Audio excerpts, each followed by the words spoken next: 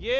वर्तमान double engine की सरकार में पता नहीं दोनों इंजन दोनों तरफ खींच रहे हैं, उस वजह से इस आदिवासी बाहुल्य क्षेत्र को 25 साल पीछे ले जाने का काम किया है इस एक साल के अंदर।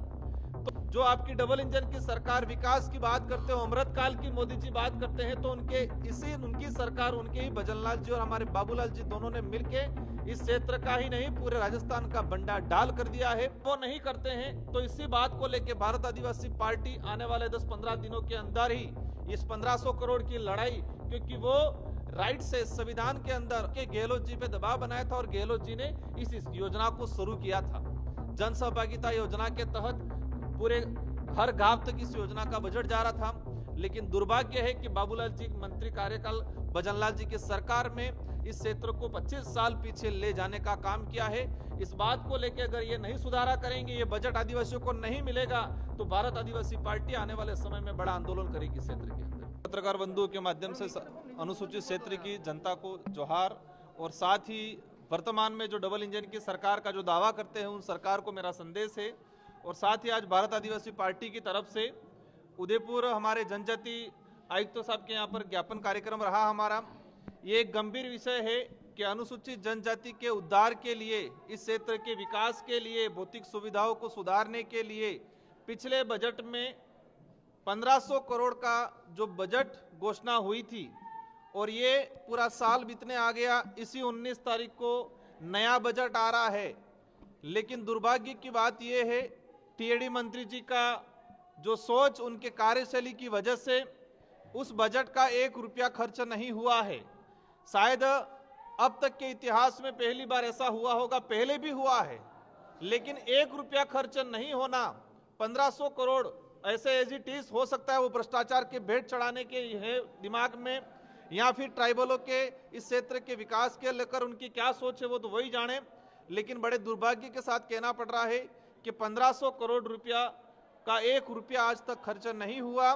हम आदिवासी बाहुल्य क्षेत्र के अंदर देखा जाए, स्वच्छ परियोजना के तहत माँ बाड़ियाँ चल रही है, और माँ बाड़ियों में जो शिक्षक लगा हुआ उसका पेमेंट नहीं मिल रहा है। जो बच्चे पढ़ रहे हैं, पूरे अनुसूचित क्षेत्र के अंदर 90,000 के आसपास माँ बाड़ियों के अंदर बच्चे पढ़ रहे हैं।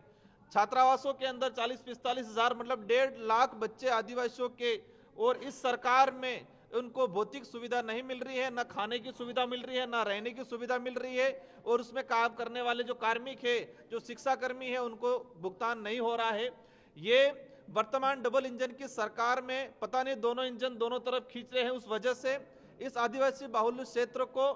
25 साल पीछे ले जाने का काम किया है इस एक साल के अंदर। तो हमारी सरकार से मांग है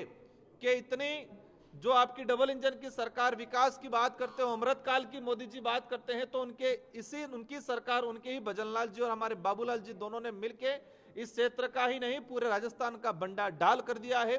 और जो 1500 करोड़ अगर ये 4-5 दिन में रिलीज नहीं करते हैं, इन बजट से इस क्षेत्र के एजुकेशन पे, स्वास्थ्य पे, सुविधाओं पे हमने एक ही बात ज्ञापन में रखी है कि जो 1500 करोड़ है, उस 1500 करोड़ से आदिवासी बाहुल्य क्षेत्र की शिक्षण व्यवस्था का सुधार कराया जाए, चिकित्सा सुविधाओं का सुधार कराया जाए, और जो बच्चे स्कूल हॉस्टलों में पढ़ रहे हैं उन बच्चों को शैक्षणिक सामग्री हो, भौतिक सुविधा उनको उपलब्ध कराई जाए। अगर वो नहीं करते हैं तो इसी बात को लेकर भारत आदिवासी पार्टी आने वाले 10-15 दिनों के अंदर ही इस 1500 करोड़ की लड़ाई, क्योंकि वो राइट से संविधान के अंदर अनुच्छेद 275 के तहत केंद्रीय सहायता मद और जनजाति, और हमें खुशी उस बात की है कि जब मैं पिछली बार विधायक था और हमारे साथी विधायक राम प्रसाद जी, हम सब ने मिलकर महाराष्ट्र पैटर्न की तर्ज पे राजस्थान के अंदर ट्राइबल का अलग बजट एलोकेशन के लिए हम लोगों ने डिमांड की थी, और हमने दबाव बना के गहलोत जी पे दबाव बनाया था, और गहलोत जी ने इस योजना को शुरू किया था। जन सहभागिता योजना के तहत पूरे